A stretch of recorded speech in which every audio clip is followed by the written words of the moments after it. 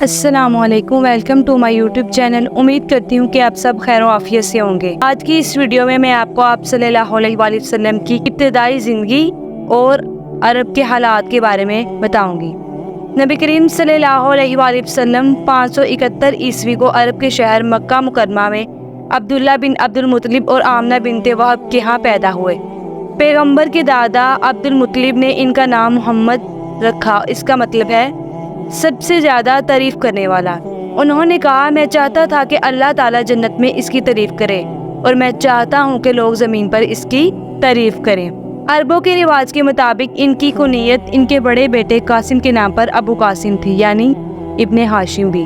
آپ صلی اللہ علیہ وآلہ وسلم کے والد عبداللہ قریش کے قبائلی رہنما عبد المطلب بن ہاشم کے بیٹے تھے۔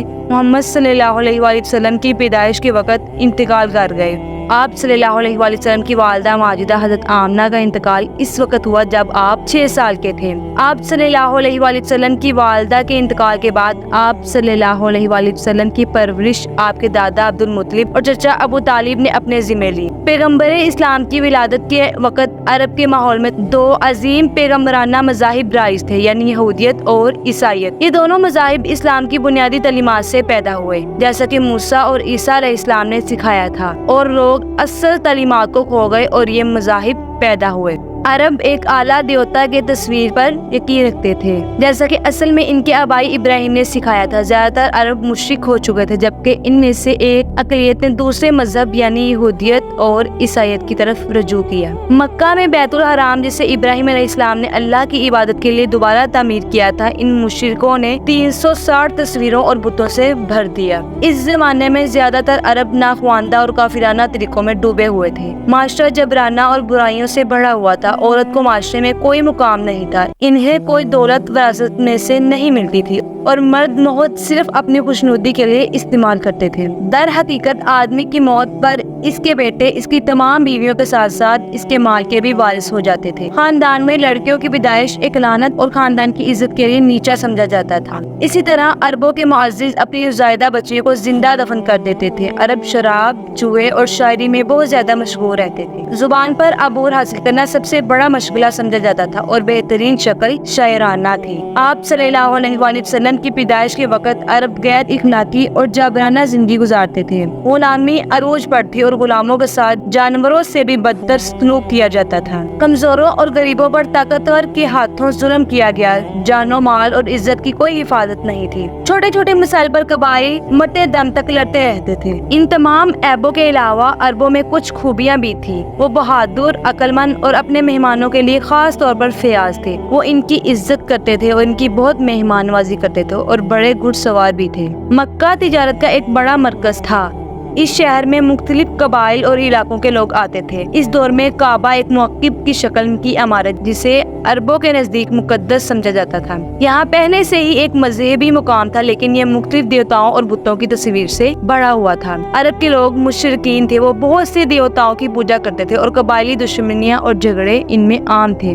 جب آپ صلی اللہ علیہ وآلہ وسلم کی ولادت ہوئی تو اس شہر میں قبیلہ قریش کی حکومت تھی، جو کعبہ اور اس کے آس پاس کے علاقے کے ذمہ دار تھے۔ حکمرانی انصاف کا کوئی نظام نہیں تھا اور تنازعات کو اکثر قبائلی کونسلوں یا تشدد کے ذریعے حل کیا جاتا تھا۔ مکہ بت پرستی کا ایک مرکز بھی تھا، جہاں بہت سے لوگ تہمات اور خرافات پر یقین رکھتے تھے۔ اس تنازعات کے دور میں حضور اکرم صلی اللہ علیہ وآلہ وسلم کی ولادت ایک نئے دور کا آغاز تھا، کیونکہ وہ بعد میں اللہ کی طرف سے وحی حاصل کرنے اور اسلام قائم کرنے والے تھے، جس سے مکہ اور اس کے باہر کے سماجی، مذہبی اور سیاسی منظر نامے کو تبدیل کیا جا سکتا تھا۔ حضرت محمد صلی اللہ علیہ وآلہ وسلم بچپن میں بکریاں چڑھایا کرتے تھے۔ آپ کبھی کوئی شرارت نہیں کیا کرتے تھے۔ آپ صلی اللہ علیہ وآلہ وسلم اپنی عمر کے دوسرے بچوں کی طرف سے کھیلنے والے کسی بھی احمقانہ کھیل میں حصہ نہیں لیا کرتے تھے۔ شام کا سفر۔ آپ صلی اللہ علیہ وآلہ وسلم اپنے چچا ابو طالب کی شفقت میں پرورش پا رہے تھے۔ آپ صلی اللہ علیہ وآلہ وسلم کی عمر مبارک تقریباً 12 سال تھی جب وہ شام کی تجارتی سفر پر گئے۔ جب ان کا قافلہ شام میں بصرہ پہنچا تو ایک عیسائی راہب نے، جسے بحیرہ بھی کہا جاتا تھا، انہیں کھانے پر دعوت دی۔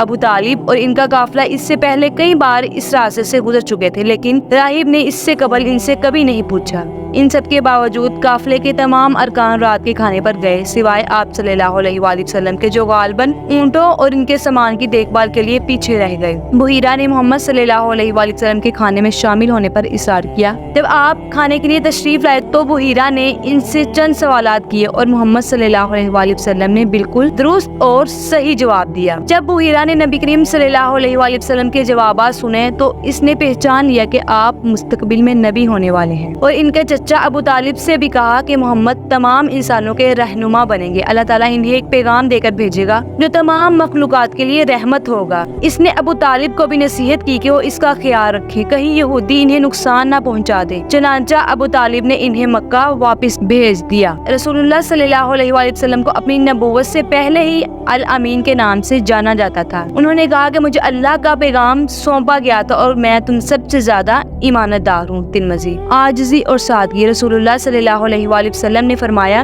مجھے اچھے اخلاق اور اچھے کام کے لیے بھیجا گیا ہے۔ صحیح بخاری۔ آپ صلی اللہ علیہ وآلہ وسلم شائستہ پرورش اور سادہ طرز زندگی ان کے کردار کے اس پہلو کی عکاسی کرتا ہے۔ آپ صلی اللہ علیہ وآلہ وسلم کی آمد سے قبل لوگ بتوں کی پوجا کرتے تھے، اور آپ نے شرک کا خاتمہ کیا اور لوگوں کو ایک اللہ کی عبادت کرنے اور ایک خدا کو ماننے کا حکم دیا۔ آپ صلی اللہ علیہ وآلہ وسلم کے پیغام میں اتحاد، مساوات اور انصاف پر زور دیا گیا۔ قبائلی دشمنیوں، غلامی اور سماجی درجہ بندیوں کو چیلنج کیا گیا۔ جیسا کہ اسلام سے قبل عورتوں کو زندہ دفن کیا جاتا تھا اور ان کی پیدائش کو ایک لعنت سمجھا جاتا تھا، آپ صلی اللہ علیہ وآلہ وسلم نے انہیں حقوق اور تحفظات فراہم کیے اور خواتین کو با اختیار بنایا، بشمول انہیں وراثت، تعلیم اور شادی کے حقوق فراہم کیے، جس نے معاشرے میں انقلاب برپا کیا۔ آپ صلی اللہ علیہ وآلہ وسلم کی تعلیمات اور قیادت میں ہمدردی، انصاف اور برادری پر زور دیتے ہوئے ایک نیا سماجی نظام تشکیل دیا جو صدیوں تک معاشروں کو متاثر کرے گا۔ آپ صلی اللہ علیہ وآلہ وسلم کی قیادت اور اسلامی خلافت میں سیاسی نظاموں اور اداروں کو متاثر کرتے ہوئے حکمرانی، انتظامیہ اور انصاف کے لیے ماڈل متعارف کروائے۔